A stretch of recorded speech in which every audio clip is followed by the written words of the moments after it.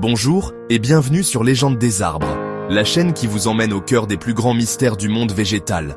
Aujourd'hui, je vous propose un voyage au pays des géants vivants, dans les forêts de Californie, où se dressent des colosses millénaires, les séquoias géants. Parmi eux, un arbre domine tous les autres, le général Sherman, l'être vivant le plus volumineux de toute la planète. Un arbre si grand, si ancien, qu'il semble défier le temps lui-même. Mais avant de plonger dans ce monde fascinant, laissez-moi vous rappeler une chose. Plus de 80% d'entre vous qui regardent nos vidéos ne sont pas encore abonnés à la chaîne. Pour soutenir notre travail et aider les légendes des arbres à continuer de grandir, je vous invite à cliquer sur s'abonner, liker et partager cette vidéo. Cela ne vous coûte rien, mais pour nous, c'est un souffle de vie. Merci infiniment. Le séquoia géant, Sequoia dendron giganteum, est une espèce endémique des versants de la Sierra Nevada en Californie, un véritable royaume de géants. Ces arbres majestueux, qui ne poussent nulle part ailleurs naturellement, peuvent atteindre plus de 90 mètres de hauteur et 11 mètres de diamètre, des dimensions qui forcent l'humilité. Le plus célèbre d'entre eux, le général Sherman, trône dans le parc national de Sequoia. Âgé de plus de 2200 ans, il est une véritable légende vivante. Avec ses 83 mètres de haut et un volume de bois de 1487 mètres cubes, il est officiellement l'organisme vivant le plus massif de la planète. Et pourtant, ce colosse a commencé son existence comme une simple graine, pas plus grosse qu'un flocon d'avoine. Un début incroyablement modeste pour un futur géant. Chaque cône de séquoia libère des graines minuscules, qui n'attendent parfois qu'un feu de forêt pour germer. Car le feu, loin d'être un ennemi, est en réalité son plus grand allié.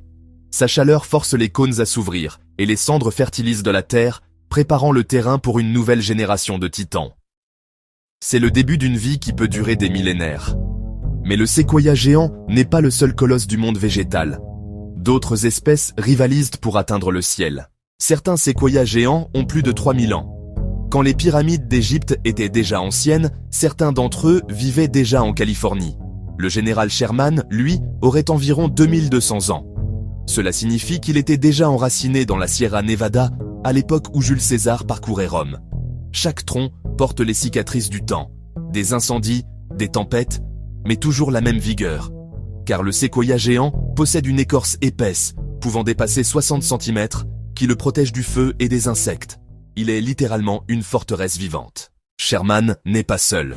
Dans ses forêts, d'autres titans rivalisent avec lui. Le General Grant Tree, surnommé l'arbre de la nation américaine, mesure près de 81 mètres et fut déclaré monument vivant de la liberté en 1956.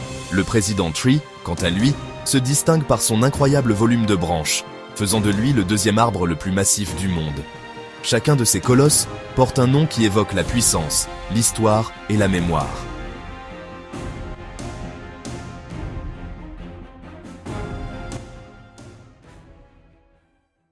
Au XIXe siècle, la découverte des séquoias bouleverse les colons américains.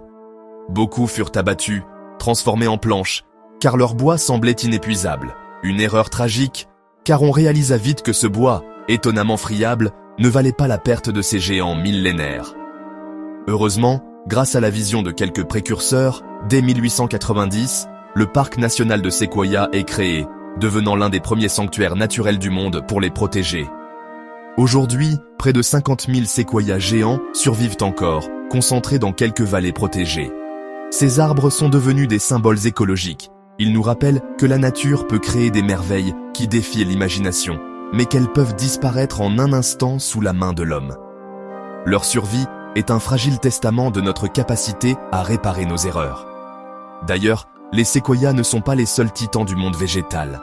L'eucalyptus royal d'Australie et le baobab d'Afrique sont d'autres exemples de la grandeur de la nature.